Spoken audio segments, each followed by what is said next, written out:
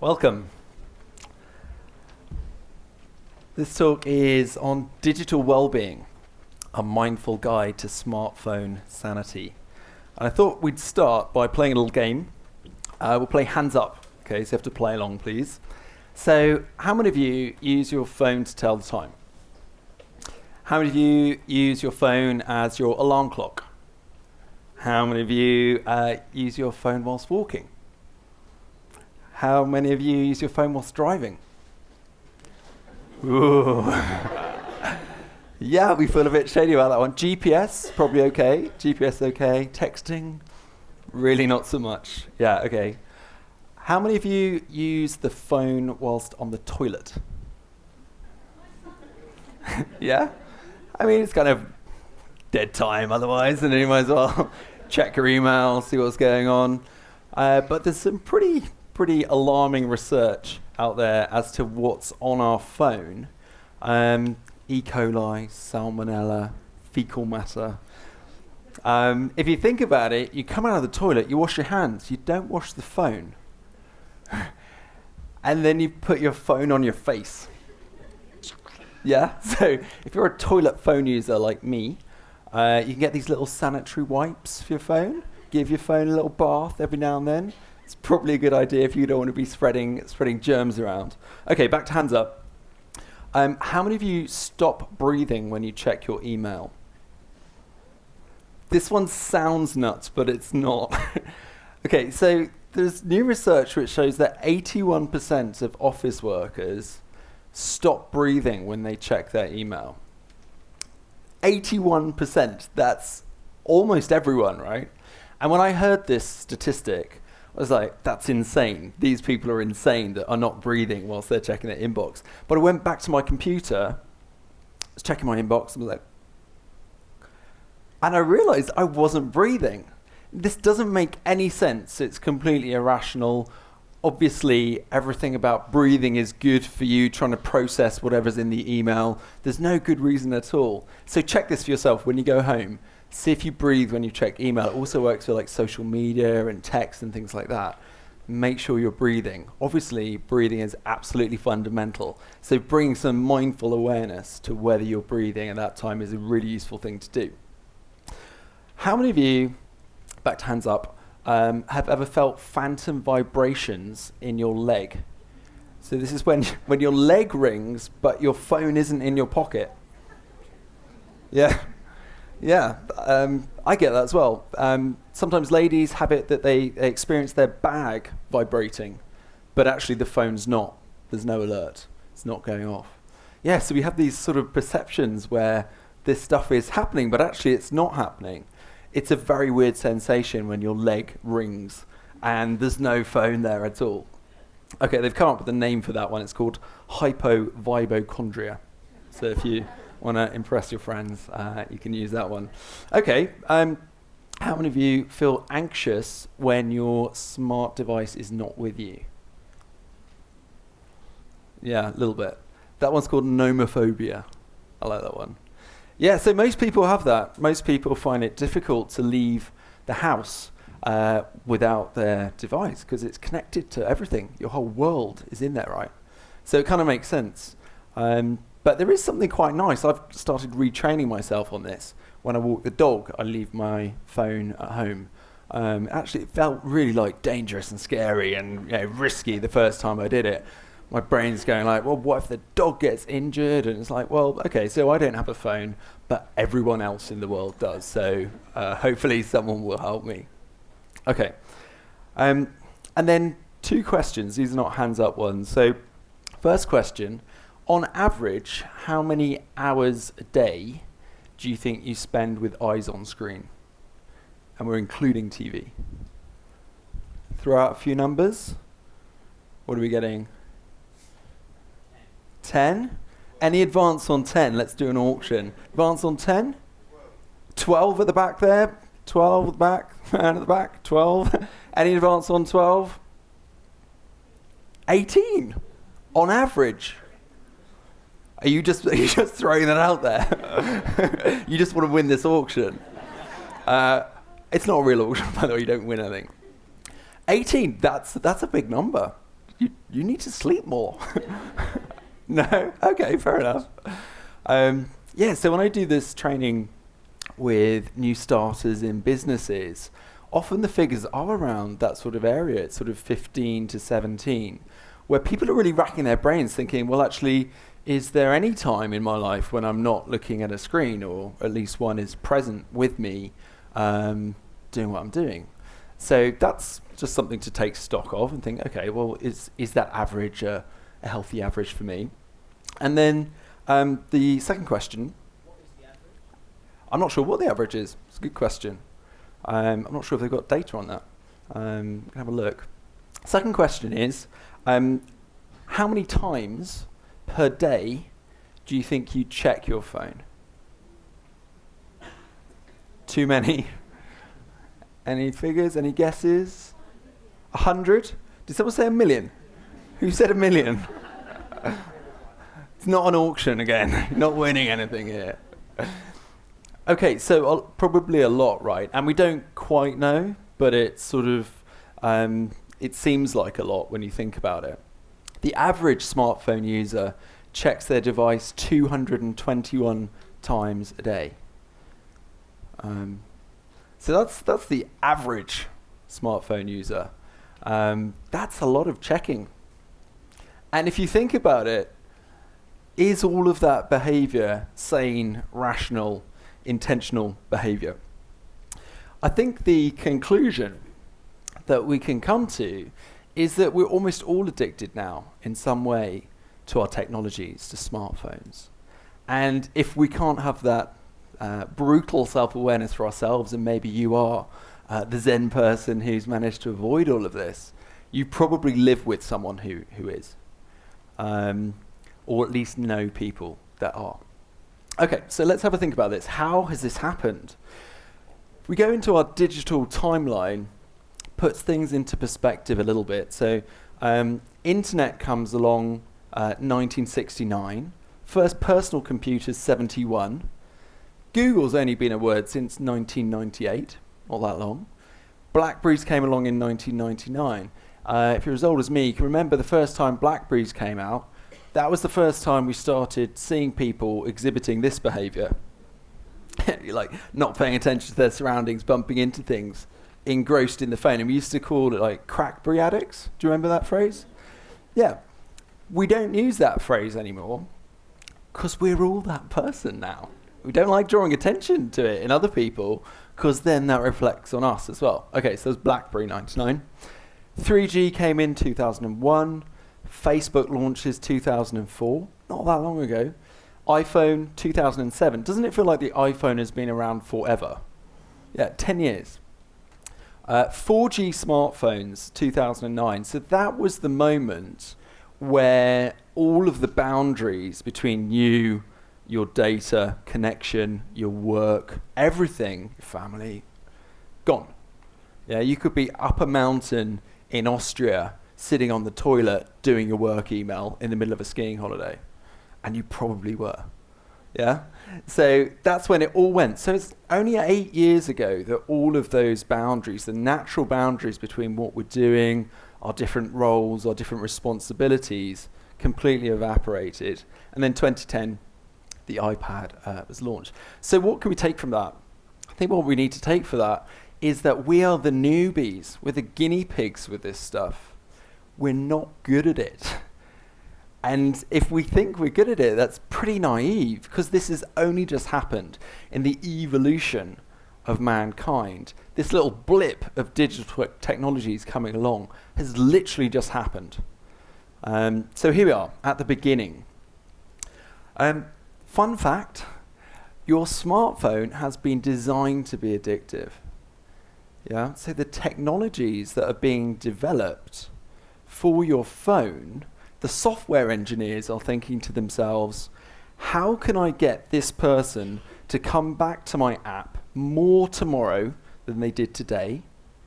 And how can I get them to spend longer on my app today than they did yesterday? Those are the questions that they worry about. And if you don't believe me, this is one of the key texts for smartphone app developers. The title is Hooked, and the subtitle is How to Build Habit-Forming Products. I don't want to demonize this book or author either. It's sort of built around behavioral awareness and all sorts of things, but it's how we use these things, obviously, that is important. And from a personal perspective, it's the question that I keep coming back to is our use of data and technology, is it intentional? Okay, so how has this happened? What's actually going on in our brains such that we are becoming addicted to a little tablet with light shining out of it with information in it? So what's gone on? So dopamine is important here. Dopamine is a neurotransmitter which is implicated in seeking behavior. Every time you get a ping, a whoosh, a red light, a vibration, you get a little rush of dopamine in your brain which feels good, and it sends you into seeking behavior. It is stronger in a human being, the dopamine response, than the opiate circuit, which is the pleasure response. So dopamine is going off in our brains and it's sending us into seeking. And if you think about all the things that happen on the internet, you're seeing lots of different things which, for example, clickbait articles, which look like they could be interesting, and then when you click on them, it's actually quite disappointing. It's not that interesting. You think, oh, I wonder if somebody's responded to my Facebook post. Get a bit of excitement, dopamine, you get there, and it's usually disappointment. So we're usually spiraling through these ups and downs throughout the day. If you go back in time, when it was my birthday as a kid, you used to get really excited when you hear the sound of the postman pushing the letters through the postbox. If you're as old as me, you can remember that. Do you remember that? It's like something new is arriving in your world, super exciting, rush down, couple of birthday cards or whatever, maybe a gift, really exciting. That is happening in our world thousands of times now, every day. That experience of, is there something new and exciting there for me in my inbox, on my Facebook, in my Instagram? Have I got new followers? Someone commented? All of that is just sending us into these spikes of excitement and then disappointment. How do rats come into this? Okay, so the first experiment, which is interesting with rats, is apparently you can destroy the dopamine circuit in a rat. Don't know how you do that. But if you do that, a rat will sit next to a block of cheese and starve to death.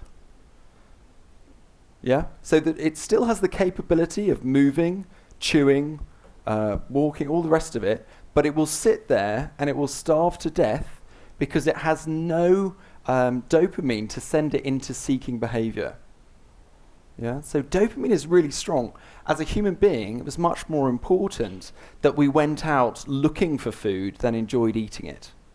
Yeah, so that's why dopamine we're very responsive to it.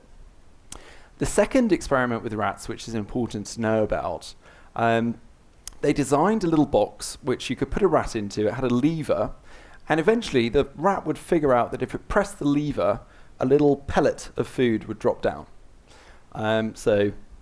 If you do that and the rat works out how to do it, then what the rat does is when it's hungry, presses the lever and it eats the pellet of food.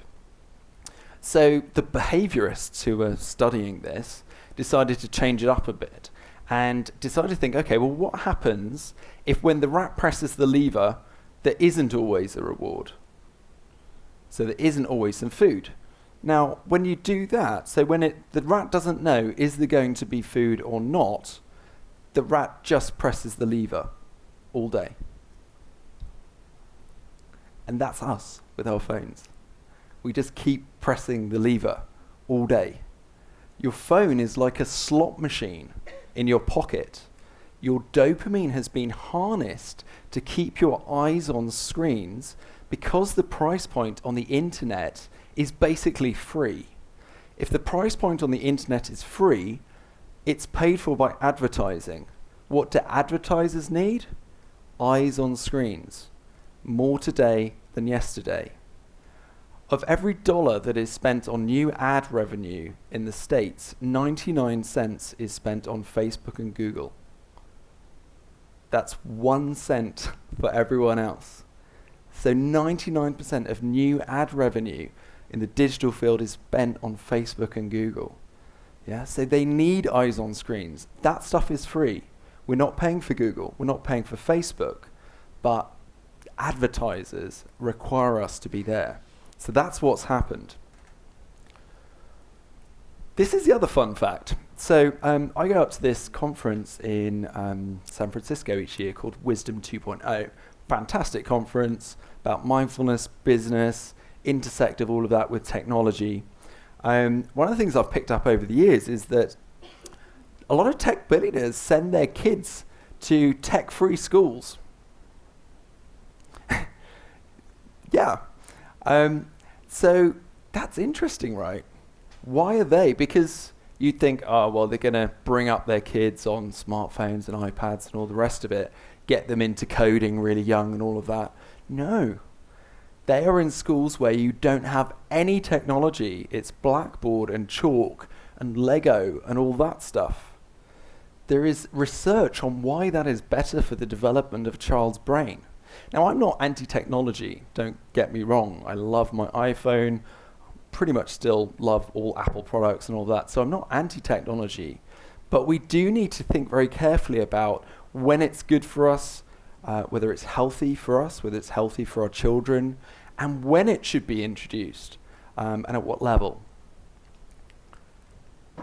Okay, so in terms of mental health, we've got a few things going on. All of this continuous distraction that's coming in with all of these things that are interrupting us has caused lots of different things. I've mentioned a couple already. Email apnea, that's the not breathing when you're checking your email. Remember, 81% of us do that. Phantom vibration syndrome is another name for the hypervibochondria one, when you feel your leg is ringing but your phone's not there. Nomophobia, fear of being out of mobile phone contact. But we've also got attention deficit trait, so information and brain overload causing brain to lose capacity to attend. Continuous partial attention, process of paying simultaneous attention to a number of sources. So they say with children, they've learnt that they need to keep their conversations superficial because they can't expect 100% attention from the people that they're with. They've learned to expect that they're going to be texting, they're going to be on their phones, so they're not learning how to have those deeper conversations because they're not present enough with each other. We've also got a more dangerous one, digital dementia over there. So lots of things coming into our mental health repertoire as a result of our digital technologies. Okay, so this brings me to my definition of what actually is digital well-being. So here we go. Digital well-being is characterized by behavioral awareness, it's just what you do, leading to intentional engagement with data, technology, and connection. Okay, so intentional engagement. And that doesn't mean just engagement that feels good means that it's intentional, because we've got that dopamine issue going on. We're checking our phones 221 times a day, which isn't really rational or sane. So we need to think very carefully about this. And to me, it's about reclaiming digital boundaries.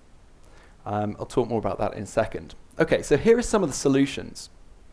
Number one, turn off as many push notifications as you can. So a push notification is one that arrives on the home screen of your device and interrupts you.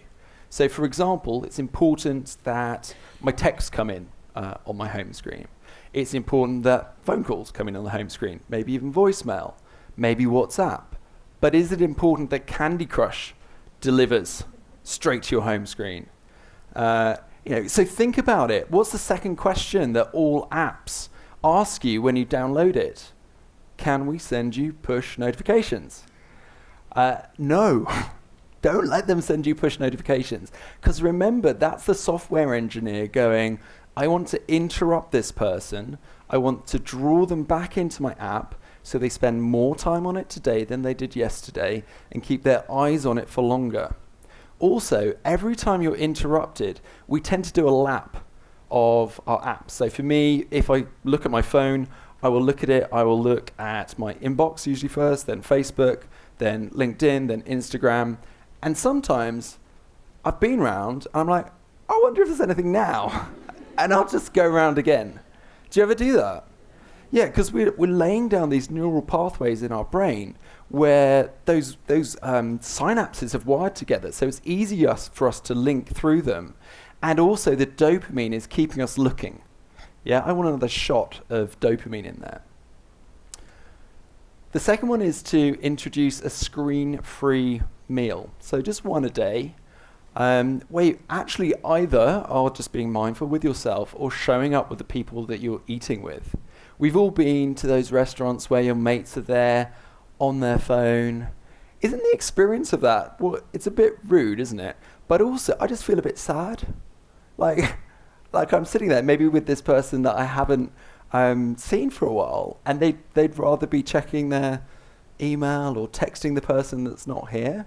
I just sort of feel a bit sad about that, like a little bit lonely. So, have a commitment about that. One meal a day.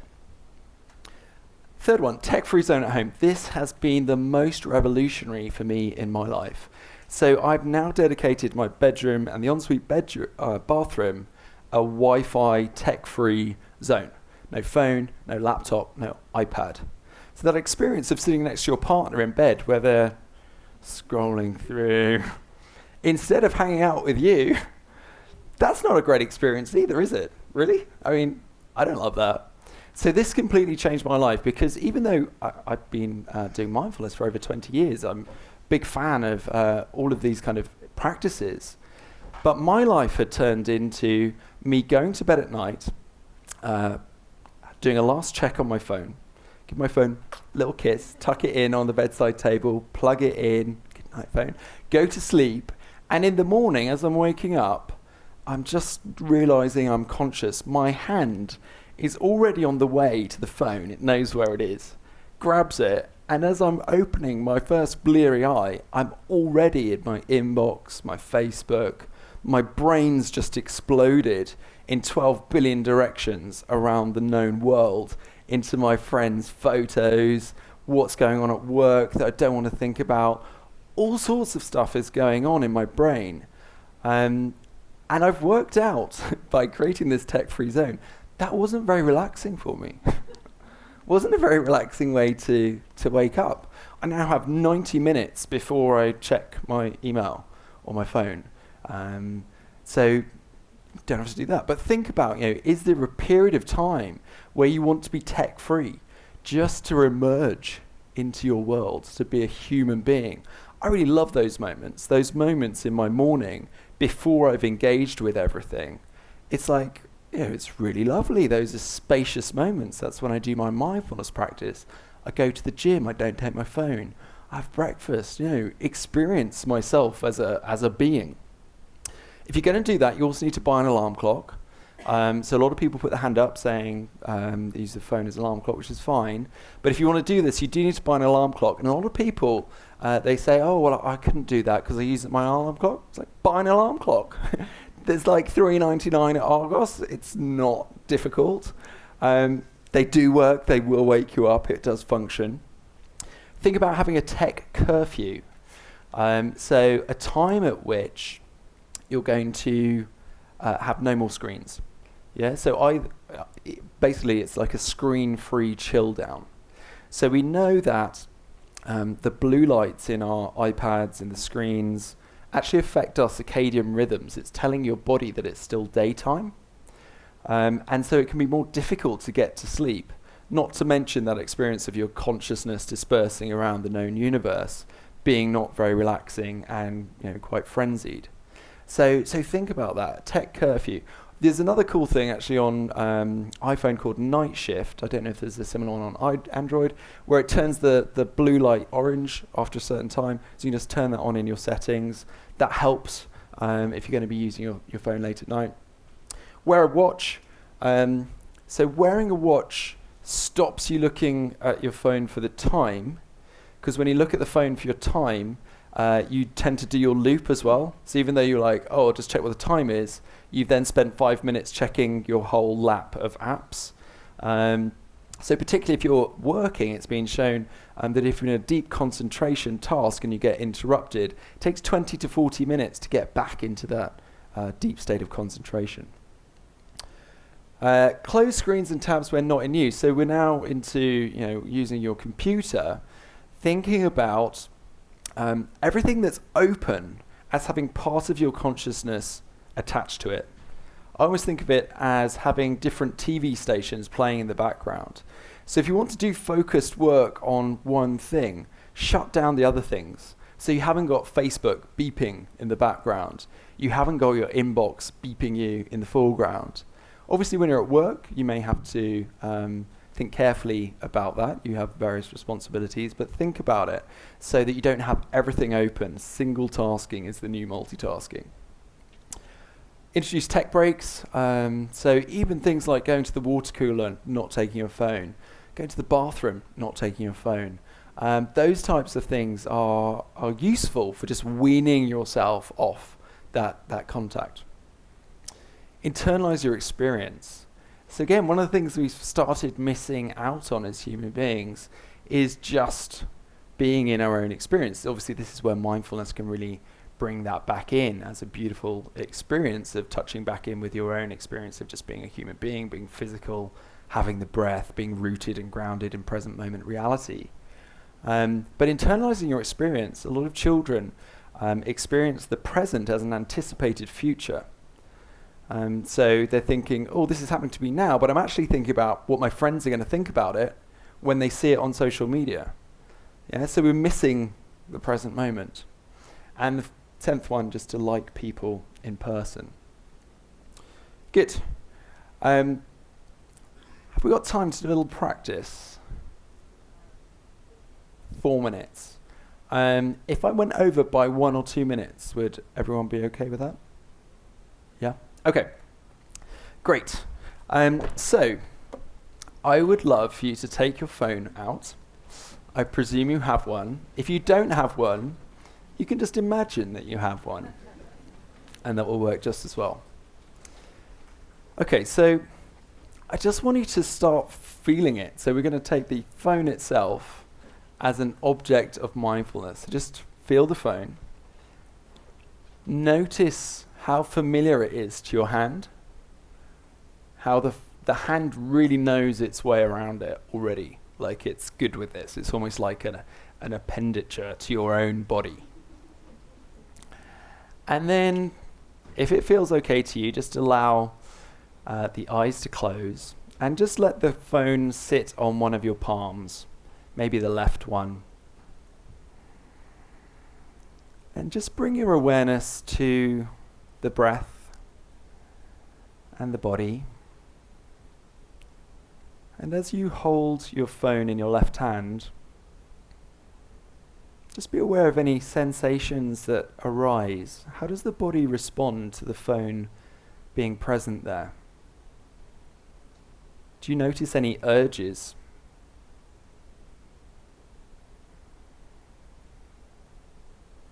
Do you notice any thoughts?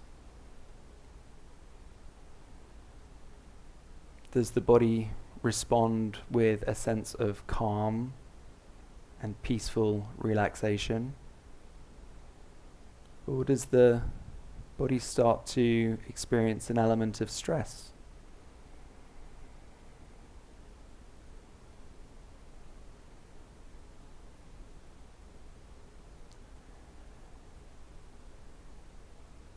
And just notice how this device is connected to so many things in your life. And just acknowledge those things. So it's connected to your contacts, so your family, your friends, your loved ones, your colleagues, your acquaintances. And there's probably some contacts in there you don't even know who they are. It's connected to your work, maybe, or your caretaking responsibilities. It's got your diary in there, your schedule, your to-do list.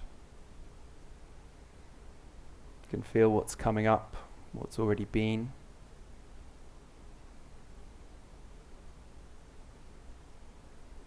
Just imagine in the other hand, so in the right hand without the phone, just imagine all the people in your life that you spend time with physically. Just imagine holding them there. You've got your partner, maybe your friends, parents, close family members, colleagues, people that are actually part of your physical reality on a regular basis. So in the left hand you have your digital world, your digital awareness.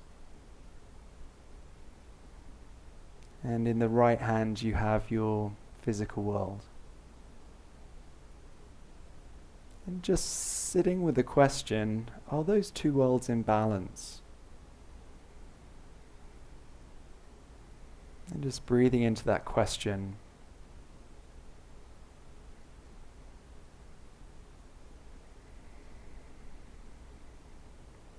Does my relationship with each of those worlds feel good to me?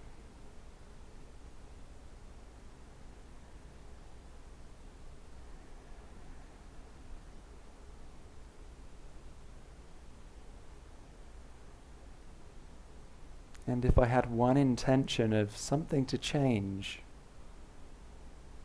as I move away from this session, what would it be?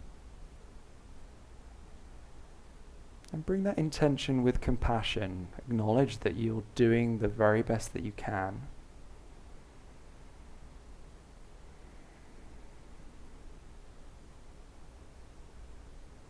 What might I change to bring my worlds into balance?